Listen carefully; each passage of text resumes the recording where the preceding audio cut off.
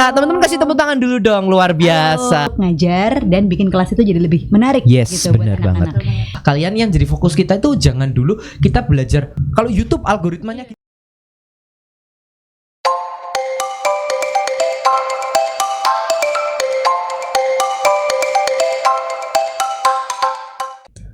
Loh, apa nih, Val? Apa ini? Loh, iya kita udah on air nih, nggak kerasa.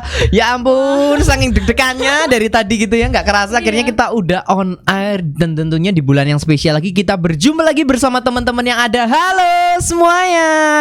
Yes, akhirnya di program bulan ini, di program yang luar biasa bersama tentunya SPP Sanmar punya podcast. Kita kembali lagi di program yang spesial, di acara-acara yang spesial dan pastinya dengan narasumber yang keren banget. Kita akan hadirkan kali ini narasumbernya itu bukan bercerita tentang apa yang spesial dari bulan ini, tapi apa yang spesial dari dirinya sendiri. Luar biasa. Oleh karena itu semuanya perkenalkan kembali bersama aku, your lovely host Samuel Budiono, dan juga rekan aku, your beloved host Felicia Benita Limantara. Yes, dan hari ini kita hadir di program Samborita Sanmar punya cerita dari topik konten jadi konten. Yeay, teman-teman kasih tepuk tangan dulu dong untuk kita host biar semangat nih hari ini. Apa yang kamu pahami dari konten nih, Vel? Dari topik kita. Oke, konten itu apa yang aku pahami ya. Konten itu sesuatu yang bisa kita lihat untuk menghibur diri kita sendiri. Oke. Nah, terus biasanya pembuat kontennya tuh bisa kayak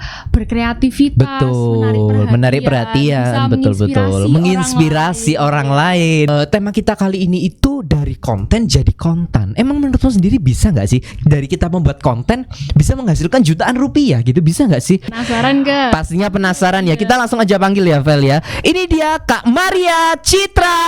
Halo Kak, teman-teman kasih tepuk tangan dulu dong, luar biasa. Untuk Kak Maria Citra. Ini panggilnya Kak Maria aja atau Kak Citra atau gimana? Citra. Biasanya dipanggil Citra. Kita panggilnya Kak Citra ya. Kak Citra, ini denger-dengerku nih, kalau dari yang aku baca dari skripnya nih, katanya Kak Citra ini merupakan sekarang tuh konten kreator. Kak Citra ya, luar biasa banget. Konten kreator di bidang apa, Kak? Maksudnya kontennya tentang apa nih, Kak? Konten anak. Anak. Jadi kalau di YouTube kategori kita itu MFK, Made for Kids. Kategori kreatornya Family and Kids. Oke. Jadi istilahnya konten ini dibuat memang untuk anak-anak ya. Betul. Dan juga tujuannya kalau kenapa kok Kak Citra pilihnya konten anak? Maksudnya dari sekian banyak hal yang bisa dikontenin ya. Biasanya mungkin kebanyakan orang kan ngincernya kan biasanya contoh nih, misal vlog atau kalau enggak mungkin biasanya keseharian ya. Terus habis itu misalnya ada yang jago nyanyi lah, mereka cover. Tapi kenapa pilihnya konten anak nih, Kak Citra? Ada dua jawaban. Gimana? Kalau yang pertama secara personal, saya sendiri bukan tipe yang suka tampil. Gitu ya. Aneh ya, walaupun tadi saya suka MC. Iya. Tapi enggak suka MC juga, Kak Citra. Ambivert. Jadi pernah dengar ambivert ya? Ambivert. Bukan introvert, bukan extrovert. Tengah-tengahnya ya, Kak Citra. Jadi orang kira saya extrovert. Enggak kelihatan. Orang kiranya kan saya extrovert gitu ya. Tapi ternyata enggak. Jadi sebenarnya saya enggak terlalu suka orang tahu kehidupan saya gitu. Jadi alasan itu membuat saya enggak mungkin bikin konten tentang lifestyle. Betul. Mau enggak mau yang dijual itu kan private life. Betul, private life ya. Itu opsi itu enggak pernah ada. Nah, kenapa kok bikin konten anak? Sebenarnya itu hubungannya sama dulu waktu memulai itu tahun 2015. Saya itu lagi jadi kepala sekolah di TK. Kepala sekolah di TK, Kak Citra. Jadi saya ngelola sebuah TK punyanya mantan bos saya. Gitu, waktu itu di Bali. Nah, karena banyak bantuin guru-guru untuk nyiapin materi untuk anak, jadi akhirnya kita tuh tahu kalau salah satu yang perlu kita sediakan dan banyak sekali kita supply setiap tahun buat anak-anak itu konten gitu. Karena itu bisa jadi referensi buat guru-guru untuk ngajar dan bikin kelas itu jadi lebih menarik gitu buat anak-anak. Nah, referensi itu kan dicari hari ini ya dari internet ya. Betul. Salah satunya dalam bentuk video, caranya di YouTube. Nah, betul, dari YouTube. Betul, biasanya untuk anak-anak nih. Bener. Dan ketika kita nyari di YouTube, lah kenapa ya kok lagu Indonesia itu minim banget gitu. Jadi misalnya mau ngajar tentang tema alam semesta. Lagunya itu Lihat Kebunku. Nah, ya yang itu aja gitu. Bagus gitu. Betul. Ya. Bagus banget. Tapi dari saya kecil itu saya nyanyinya lagu itu. Terus jadi kita kenalnya itu aja gitu ya. Baru ini kok juga nyanyi itu lagi. Betul. Emangnya nggak ada lagu Indonesia lain gitu. Betul. Gitu ke guru-guru. Mereka bilang nggak ada, Miss. Coba coba cari. Oh ya memang nggak ada gitu ya. Harus cari. Emang iya nggak ada gitu. Betul. Jadi terbatas istilahnya Terbatas kontennya banget. ya. Jadi adanya itu konten anak-anak berkembang banyak banget itu dari luar negeri. Jadi dalam bahasa Inggris kebanyakan. Yang mana Contohnya? kalau- Gak usah disebutin ya. Oke. Kita kan maunya cintailah produk-produk Indonesia. Oh benar, benar. Aduh itu tagline siapa lagi? Iya juga ya. Iya iya iya Jadi, iya. Oke apa oke. namanya, dari situ kita pikir ini seru nih kalau misalnya kita bikin konten. Betul, dan itu baru kayaknya ya Kak Citra ya. Waktu itu Betul. sebenarnya sudah ada beberapa, Oke. tapi memang belum ada yang sampai besar banget. Betul, betul, Dan betul YouTube-nya istilahnya. sendiri di Indonesia juga baru, belum terlalu populer. Oh bener 2015 kalau misalnya kita tahu perkembangan YouTube itu teman-teman zaman-zaman itu kan belum se-hype sekarang ya kayaknya ya. bener. Yang dimana Terlalu kalau sekarang tuh udah banyak orang alah buat konten, buka podcast lah apalah Iya. sekarang hari-hari Iya, ini. betul banget. Tapi zaman-zaman itu kan kayaknya masih sepi ya. Dan Kak Citra ini salah satu yang mempelopori istilahnya ya Mulai saat dari itu. awal. Sebenarnya itu sudah mulai bisa dimonetize. Jadi Oke. 2015 tuh YouTube Ini agak sudah susah mulai ya bisa lihatnya ya. dimonetize Oke. gitu ya. Tapi belum banyak orang yang terjun ke sana Oke. gitu. Nah, kemudian yang konten anak spesifik itu masih dikit banget. Jadi akhirnya waktu itu saya bilang sama suami, "Yuk, bikin yuk," gitu kan. Nah, Oke. suami saya itu punya skill gambar, desain dan juga bisa animasi dikit-dikit. Oh, kayak kamu nih Vel, bisa gambar. Iya bener.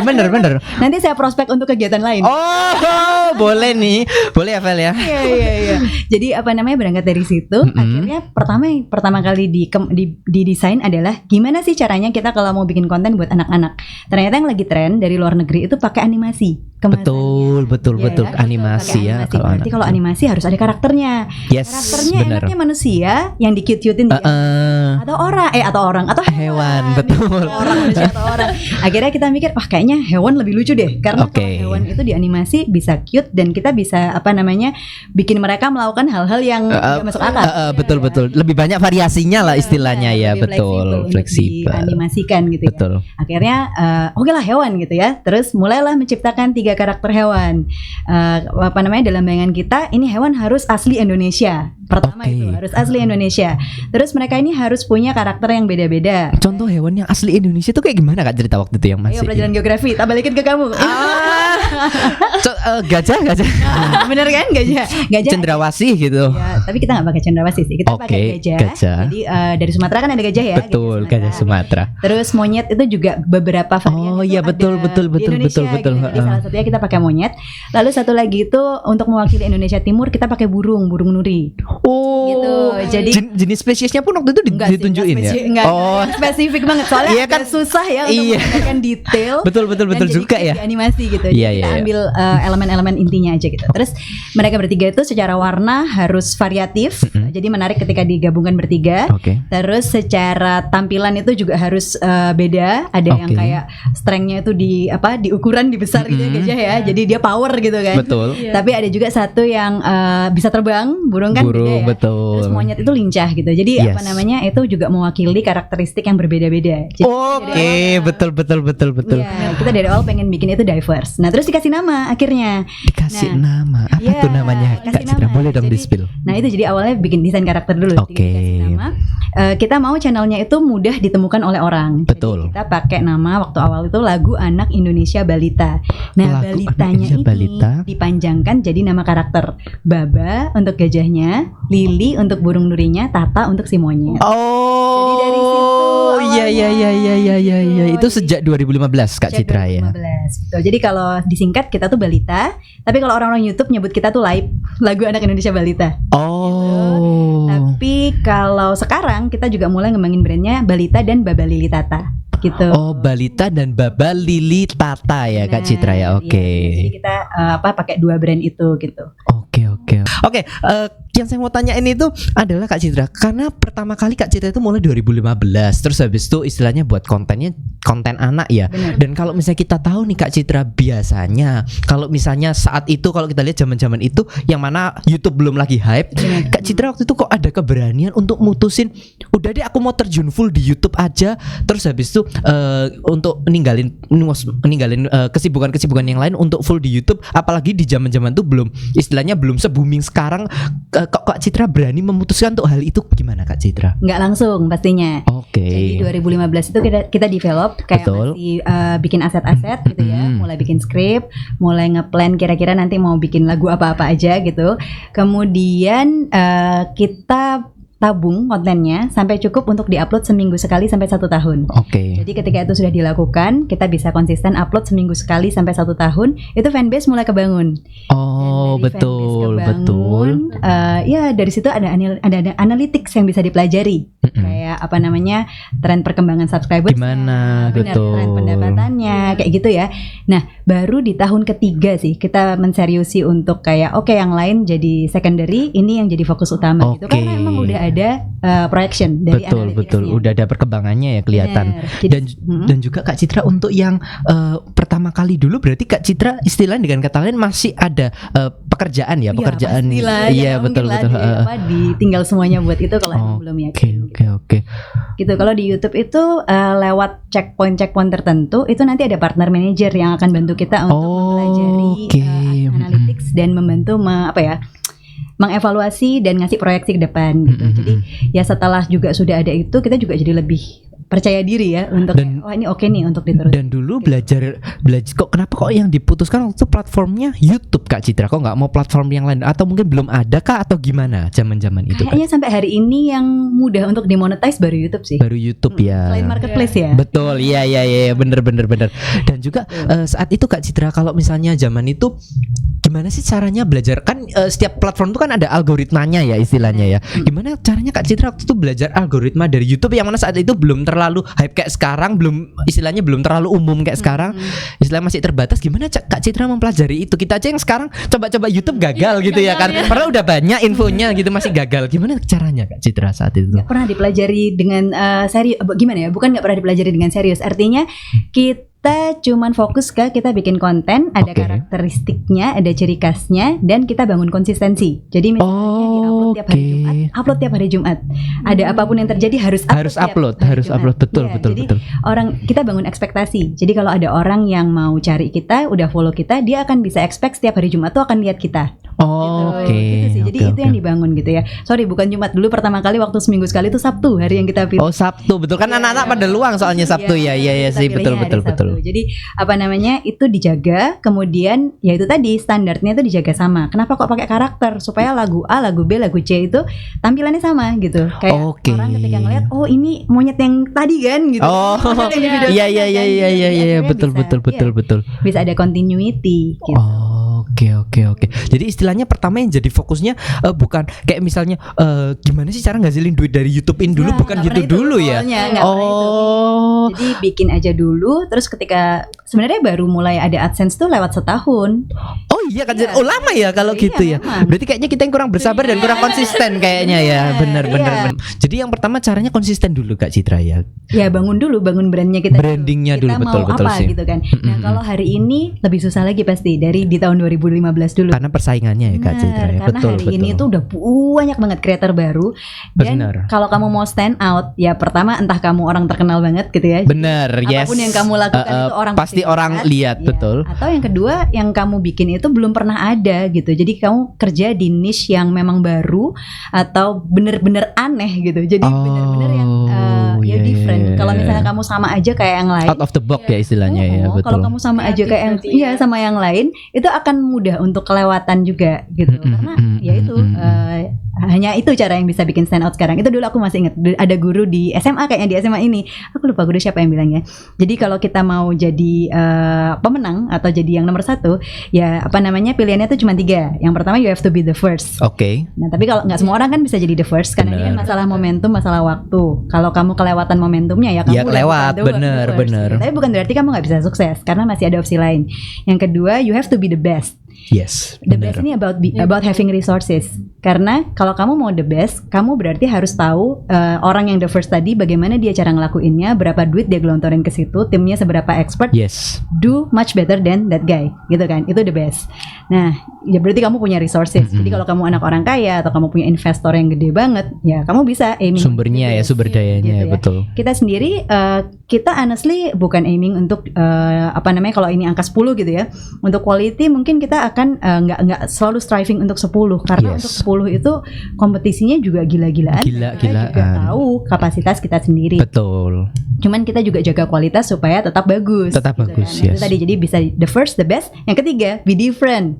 Kalau kamu udah nggak bisa jadi the first, udah kelewatan masanya, kamu udah nggak bisa jadi the best karena betul, masih di kalah antara yang modal lain. sama yang Betul. lain. Ya kamu harus cari sesuatu yang orang lain belum kerjain.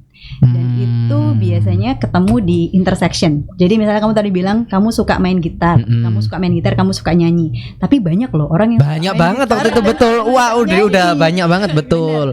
Kalau misalnya kamu punya hobi lain yang nyeleneh dibanding main gitar dan nyanyi, misalnya kamu suka Jungkir balik gitu ya. kenapa digabung? Iya, main gitar sambil jungkir balik gitu. Iya, mungkin siapa kamu tahu yang viral pertama gitu di ya. situ, Iya juga ya. Peluang kamu untuk kelihatan jadi lebih sekarang nggak bisa Kak Citra ya, susah. Hati-hati nanti apa namanya sakit punggung. Betul. Iya bener sih, bener. Urat Jadi kejepit kuncinya 3 tadi itu Kak Iya, Citra jadi ya. striving untuk Oke. 3 hal itulah. Salah satu aja. Oke. Ya. Nah, Kak Citra, aku jadi penasaran nih. Jadi konten kreator itu pasti kan dapat banyak komentar ya. Nah, gimana Kak Citra itu bisa menghadapi komentar yang negatif dari penontonnya? Kalau ini enak dan gak enaknya jadi creator MFK atau Made for Kids untuk YouTube. Karena sejak tahun 2021 YouTube itu kena ada perubahan aturan di YouTube terkait konten MFK itu tadi. Jadi ada organisasi namanya COPPA di Amerika, itu kayak KPAI di Indonesia. Jadi dia itu pemerhati dan konten anak gitu ya. betul sekali. Jadi dia memastikan anak-anak itu dapat konten yang safe dari YouTube. Yes, benar. Nah, jadi untuk channel-channel yang sifatnya MFK, Made for Kids, itu mereka harus declare diri. Kita harus mendeklar diri bahwa kita ini adalah channel Made for Kids. Okay. Nah, salah satu restriction yang tidak diperbolehkan untuk kita untuk punya itu adalah komen. Jadi sejak 2021 kita tuh nggak bisa lihat komennya customer atau followers kita di kita, audience kita. Gitu. Jadi coba dicek deh, konten anak tuh nggak bisa dikomen. Ada mungkin yang bisa dikomen. Kalau sampai bisa dikomen berarti dia nggak mendeklar diri sebagai MFK. Ya, itu dia. Konsekuensinya ya ketika kita mendeklar diri jadi MFK, harusnya tidak ada iklan-iklan yang nggak sesuai umur yang nongol di channel kita. Jadi jadi itu sebenarnya perlindungan untuk customernya kayak gitu. Tapi sisi lainnya itu tadi kita nggak bisa terima komen. Jadi akhirnya kita alihkan ke medsos. Kita punya medsos, tapi di situ untuk ngobrol sama orang tuanya. Jadi kita main di Instagram, di TikTok, terus ada marketplace juga karena kita juga mulai merchandising di 2018. Dari situ kita mulai dapat feedback gitu. Jadi kayak ngobrol sama orang tua, ngobrol sama followers itu dari platform-platform itu gitu. Tapi pasti dari sekian banyak obrolan, dari sekian banyak perjalanan, pasti dong ada yang namanya kritik yang, atau kalau enggak mungkin yang namanya orang ya, kita netizen biasanya kan mungkin adalah namanya orang yang mungkin kata-katanya mungkin kurang enak, misalnya konten ini gini, menjatuhkan gitu, pasti pernah ya Kak Citra ya. Nah, kayaknya aku juga percaya itu masalah, itu sama kayak relasi kita sama orang sih menurut aku. Kayak gimana orang nge-treat kamu tuh pada akhirnya adalah cermin dari gimana kita nge-treat dia gitu kan, gimana gitu. Jadi bener, di tempat kita itu kok nggak banyak ya hate speech kayak gitu. Jadi mungkin karena kita ketika kita dikritik ya kita terima, kita apresiasi dia dan kita perbaiki, kita follow up sesuai dengan kebutuhan gitu. Orang kasih saran ada, orang protes ada, tapi nggak pernah ada yang kayak menghujat gitu atau gimana. Jadi kita sejauh ini bersyukurnya kita nggak ada followers yang seperti itu gitu. Jadi ya kita buka dialog untuk diskusi sama followers. Jadi kalau mereka ada yang ngerasa lagu ini nggak cocok buat anak saya, ya kita tanya kenapa gitu. Terus bagian mana yang mengganggu buat kamu. Ketika misalnya masukan dia mungkin bisa diterima, ya kita pertimbangkan gitu saran dari dia. Tapi ketika itu kita punya alasan khusus untuk menampilkan sesuatu itu di situ, kita juga berusaha jelaskan ke dia seperti itu. Oke. Kak Citra, dari dulu nih untuk bisa jadi hari ini, dengerku nih, ini fun fact teman-teman ya. Bener gak sih dulu diawali 2 orang? Iya bener, cuman saya sama suami. 2 orang, 2 aja. Sekarang berdua sampai aja. punya 10 juta subscriber. 12 loh sebenarnya hari ini. Luar biasa. Tapi kasih tepuk tangan dulu untuk Kak Citra. Mudah-mudahan nambah terus ya. Dari 2 orang, 2 orang pekerjanya, Kak Citra sendiri sama suami. Sekarang jadi 12 juta subscriber. Luar biasa sih. Nah, itu tapi udah bukan kerja sendiri sekarang. Sekarang udah punya tim Kak Citra ya. Luar biasa. Jadi bukan kerjaan seorang aja kalau sekarang. Saya mau tanyakan Kak Citra. untuk perjalanan untuk mencapai ke situ, apalagi dimulai dari 2 orang itu harusnya itu biasanya kan kita taunya untuk mencapai sehebat itu kan biasanya apa, harus ada kemampuan khusus misal di bidang IT atau di bidang istilahnya media-media kayak gini untuk bisa mencapai segitu. Atau Kak Citra dulu sebelumnya backgroundnya gimana sih Kak Citra, kok bisa istilahnya sampai di titik sekarang, atau memang dulu dari orang media gitu atau gimana? Dulu aku belajarnya komunikasi, kalau suami aku tuh belajarnya DKV. Jadi saling melengkapi ya. Iya, masuk juga satu, ya. Satu bikin konten, satu mengemas gitu. Jadi kurang lebih kayak gitu sih kerjasamanya.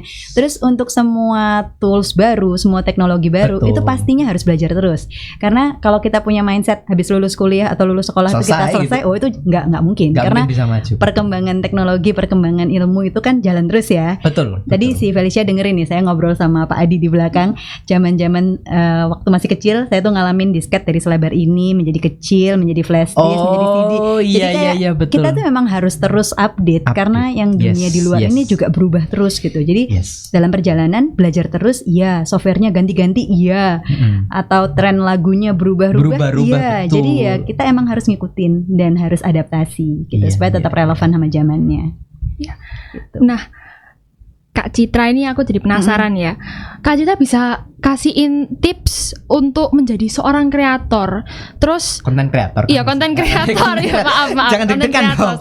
Terus gimana sebenarnya prospek ke depan untuk profesi ini? Iya betul. Prospek ke depannya Kak Citra itu gimana menurut Kak Citra ke depannya nih? Oke, YouTuber tuh banyak ya pertama. Betul. Ya, jadi apa namanya, ada yang kontennya review, ada yang lifestyle bener. gitu ya.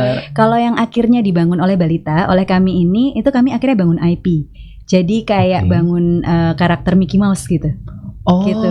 Jadi ketika awalnya memang lahir di YouTube. Tapi 2018 tadi kan saya sempat cerita sedikit, kita mulai merchandising ya. Kami mulai merchandising. Nah, mulai merchandising, mulai dari bikin boneka, terus nanti ada kerjasama dengan toko buku, kita bikin buku cerita, bikin buku aktivitas. Sempat bikin buku cerita juga. Ada 13 judul sekarang. 13 judul teman-teman, luar terus biasa. bikin lomba mewarnai bareng si toko buku itu di seluruh Indonesia. Bikin live show.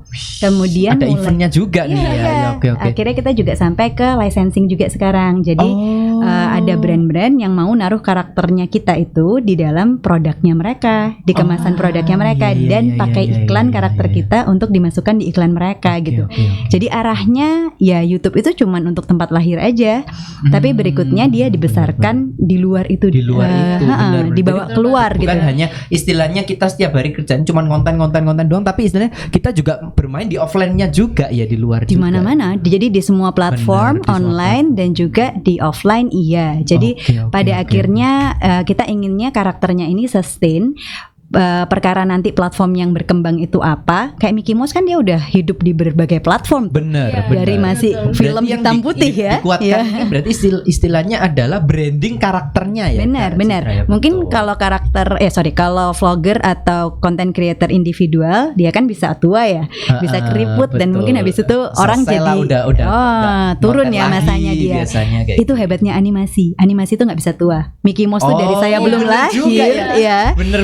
Sampai sekarang Ya, dia tetap masih segitu aja, masih iya. Jadi apa namanya, ketika kita memutuskan untuk bikin karakter itu pakai animasi, kita siap untuk bikin itu jadi legacy, lintas lintas generasi. Luar biasa gitu sih. Dan kalau misalnya bukan pertanyaan sih, lebih tips-tips Kak Citra untuk kita, gimana sih Kak Citra untuk yang mungkin teman-teman mungkin ada yang nonton di sini mau coba-coba buka channel YouTube, itu yang harus dipelajari, yang harus difokuskan tuh apa dulu sih Kak Citra? Apa harus belajar algoritmanya yang rumit gitu? Berubah terus itu. Gimana? Atau gimana? Iya betul, berubah terus. Jadi nggak ada gunanya belajar algoritma karena emang iya Kak Citra? Karena berubah terus. Jadi maksudnya fokusnya bukan untuk menaklukkan si algoritmanya, fokusnya ke dirimu sendiri, kayak mau bikin konten apa gitu. Jadi yang paling penting sekarang tuh kayak cari niche-nya itu sih. Karena semua udah ada. Semua gitu udah ya, ada. Semua udah ada. Kalau kita berbicara berbagai hal ya, udah banyak kayaknya semuanya dikontenin gitu ya sekarang ya. Iya. Berarti yang jadi tips Kak Citra untuk kita yang mau memulai jadi konten kreator, untuk jadi sebuah istilahnya influencer, itu apa Kak Citra? tahu dulu apa yang kamu mau sampaikan atau mau bikin itu ya. Jadi dan kalau misalnya udah tahu pesannya, cari cara ngemasnya yang beda sama orang lain. Itu yang paling susah sih. Supaya pesan itu stand out, dia harus kelihatan. Benar. Dan hari ini konten itu scrolling ya, tiap detik itu ada yang baru kan. Iya, Mungkin benar. mikro detik gitu ada yang baru. Benar. Jadi memang saingannya sekeras itu gitu ya, sesusah itu gitu. Jadi memang ya itu cara ngemasnya itu emang penting banget. Yes. Kalau memang mau main di lifestyle berarti juga harus sangat aware sama tren. Yes. Nah kan, jadi nebeng tren itu salah satu senjata ya untuk bisa cepet naik. Tapi juga umurnya nggak panjang. Jadi strategi orang itu macam-macam sih. Kalau untuk konten anak, kebetulan kita nggak pakai strategi yang seperti itu. Karena kita itu ibaratnya punya customer baru setiap setiap satu generasi lewat lepas misalnya pasti ada yang baru lagi gitu. Jadi agak beda strateginya untuk konten anak. Jadi kalau kita mungkin yang kita perhatikan itu kompetitor kita sekarang pakai teknologi animasi yang seperti apa gitu. Kita akan fokus di situ. Atau kira-kira judul-judul lagu atau tema-tema parenting apa sih yang lagi populer sekarang. Kita coba injek itu ke dalam lagu-lagunya. Jadi lebih kayak gitu kalau kita. Tapi kalau untuk yang main di lifestyle, wah itu harus memang siap energi. Setiap update terus gitu ya. Jangan sampai ketinggalan kita ya. Betul Kak Citra. Nah teman-teman, jadi yang aku dapetin nih, yang aku rangkum dari kata-kata Kak Citra, mau konten apapun kita, istilahnya mau konten anak, mau konten apalah terserah kalian, yang jadi fokus kita itu jangan dulu kita belajar kalau YouTube algoritmanya gini, kalau platform ini algoritmanya gini, tapi adalah bagaimana konten apa dulu nih yang kita mau tampilkan, konsepnya gimana nih, terus habis itu keunikan kita apa, karakteristiknya, itu yang kita perkuat dulu Kak Citra ya. Nanti berikutnya yang namanya AdSense dan lain-lain itu pasti akan mengikuti Kak Citra. Amin. Gitu. Tapi kalau misalnya kita ngomong dari tadi Vel, apalagi aku terus nih dari ngomong ya, kayaknya lebih baik kita main dulu, gimana Kak Citra? Kita udah siapin games nih. Kan temanya anak gitu kan. Anak kan suka bermain gitu ya, harus ada gamesnya gitu. Jadi games kita kali ini itu adalah game spelling. Oke, siap. Jadi game spelling itu gimana nih Vel? Kamu yang jelasin nih. Nah, jadi game spelling itu nanti kita ada kata yang berkaitan dengan tema kita hari ini. Terus nanti kita bergantian mengatakan per hurufnya. Terus siapa yang salah atau tidak bisa menjawab, itu nanti yang gagal. Iya dong. Nggak ada hukuman ya? Iya, nggak ada. Tempatnya sempit nih, kita masa mau gimana nih? Susah. Oke. Kalau gitu kita mulai Kak Citra. Siap ya. Kata pertama. Ini aku yang ngomong dulu ya, kata pertama. Berhubungan dengan konten kreator digital. Dimulai dari saya. D. I. G. I. T. A. L. Ya udah. Aku agak nge-lag gitu ya kan. Coba sekali lagi. Ini yang lebih susah lah ya, kreativitas ya. Dimulai dari Kak Citra. K. R. E. A. Ya. Nge-lag banget. Nangkap bolanya gitu ya. Udah. Gak apa. Jadi sebenarnya game ini itu teman-teman aku kasih untuk kita asik-asikan aja Kak Citra. Dan yang mana kata-kata yang kita pilih ini merupakan kata-kata yang tentunya berhubungan dengan konten. Nah, untuk kata-kata yang terakhir nih Kak Citra, ini terakhir ya, agak panjang. Sosial media. Pakai bahasa Indonesia apa Inggris? Indonesia. Sosial media. Media sosial dong kalau bahasa Indonesia. Di debat. Iya, media sosial betul. Media sosial. Jadi Kak Citra dulu deh. M. Enggak. Anda lama sekali. Ulang deh. Tuh, media 2, sosial. 3. M. E. D. I. A dong. Astaga Feli. Tapi it's okay teman-teman, ini kan untuk seru-seruan aja. Dan gak kerasa banget nih kita udah di penghujung podcast kali ini. Nah tapi sebelum kita berakhir, tentunya kita gak afdol kalau belum dengerin harapan dan juga istilahnya pesan-pesan dari Kak Citra untuk kita semua. Dan juga untuk teman-teman yang nonton, yang mau jadi konten kreator hebat, yang mau jadi orang-orang luar biasa, wajib dengerin. Gimana nih Kak Citra? Waduh, apa pesan-pesannya? Harapan dan pesan-pesan lah untuk kita semua.